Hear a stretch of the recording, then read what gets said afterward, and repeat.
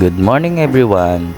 Ngayong araw ako ay maghahanda ng aking damit para papunta ng school ng aking anak. Dahil ngayong araw ay card distribution nila.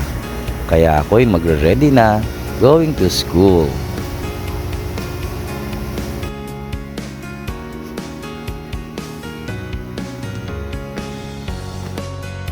At eto na, ako ay nakabihis na at magsusot na ako ng aking mga accessories.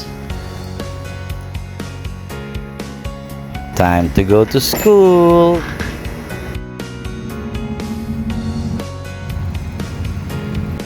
And now I'm here at Tomas Earnshaw Elementary School at meron nga palang event dito.